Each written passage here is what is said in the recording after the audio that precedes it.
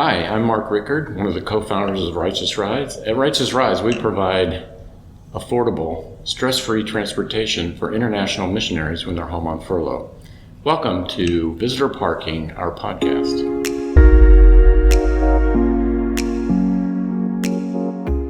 Hi, welcome to Visitor Parking. I'm Will Manchester, and here we have Logan and Julie Banks. So, Logan and Julie, what brings you to Righteous Rides today? Well, we just got back from Burundi, where we serve as missionaries with Surge, and we're picking up a vehicle that Righteous Rides is helping us lease for the 3 months that we're home. Awesome. So, you work at Kibuye, what's it called? Hope? Yeah, Kibuye Hope Hospital. So I'm a family medicine physician, and I teach medical students and interns and residents at Kibuye, where we treat patients and provide discipleship and medical education for Burundi. That's awesome. Yeah. And Julie, what do you do on the mission field? So we have two boys there, so we're constantly busy with them, and I think the first time we used Righteous Rides was several years ago. The kids were probably 7, 8, 9, something like that, and now here they are, 12, 14, and we're still coming back to Righteous Rides. It's just a great way for us to be able to connect with family and not have to worry about having a vehicle. And but yeah, we're just ready to hit the road and see lots of family and friends. Now the crazy thing is, we remember meeting you when you were 9 years old at Kibuye Hospital. Yes, in Kenya, where my dad worked. That's awesome. Steve was kind of a mentor to me. Oh, wow. Family physician, just a few years older than I was, getting started in missions, and I really looked up to your dad. And we remember meeting you, and now our kids are even older than you. Wow, yeah, that's true. Yeah, that was 2010. It goes by so fast. Yeah. I know. Here you are. Here I am. I know, and your mom was able to mentor me as the wife and mom, and what would this life look like living in Africa on a mission compound with other missionaries, mission families. And so she was able to just really encourage me and pray for me. And so, we're a product of your parents' Me prayers. too. But it's these connections. God places people in our lives. And some of these connections have happened through Righteous Rides and through the vehicles, and and just praying for us, because prayer matters. It does. And God answers those prayers. And so, it's so important for families to be able to go on the field, but also stay on the field as well. And that's just not going to happen without prayer. Right. Yeah. Truly. So you mentioned my dad. Something that he talks about a lot is the African brain drain.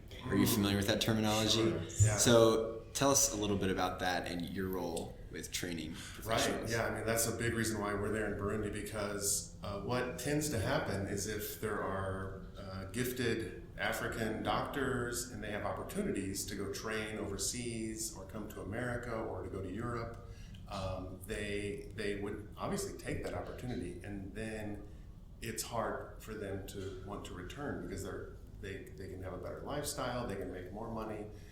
And so by training the doctors and residents there in Burundi, our hope is that they'll put down roots, they'll be ministering to their people, they'll, we're acting as a model of that, like sacrificing something to go there and serve, and hopefully passing that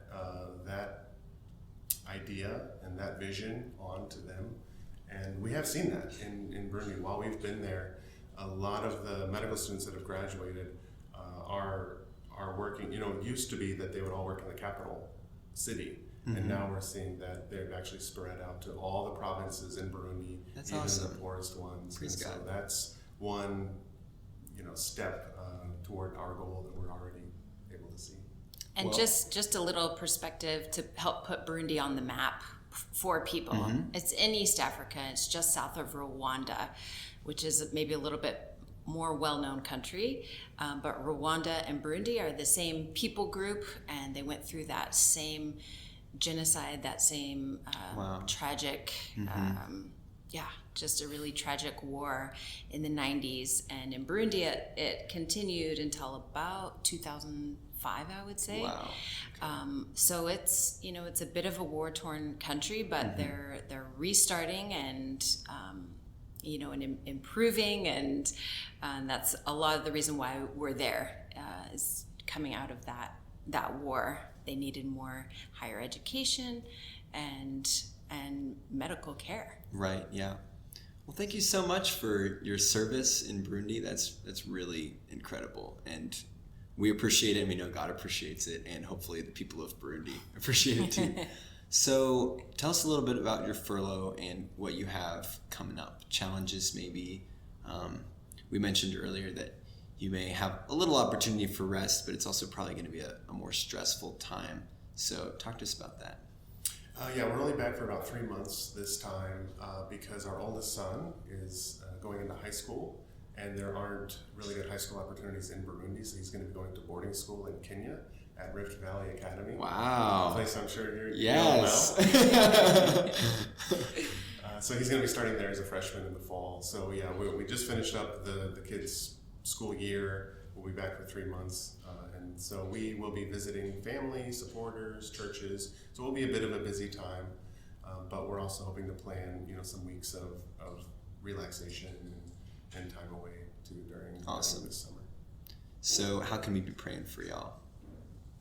Well, you can pray for mom and dad and the difficulties of sending your child off to boarding school. Yeah. That's a big pill to swallow. When we started out as missionaries 8 years ago, high school seemed so hypothetical and just in the future. I didn't really think about it. And now here we are. So, just that balance of, I know that this is what the Lord has for him, and the opportunities are really just endless at RVA, but it still is going to make it hard on us. So you can pray for us at home in that. Yeah. Just a word of comfort. Rift Valley Academy, when I started in 9th grade, is really where my faith became my own.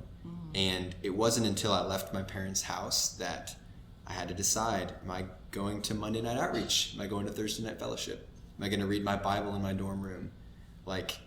When is this going to be my thing? And it was at RVA, my first year as a freshman, that my faith became real to me. And so RVA holds a very important place in my heart, because that's really when all that happened. So hopefully Liam will experience something similar, but you're sending your son to a very good place. Oh, thank you. That's really encouraging. Yeah.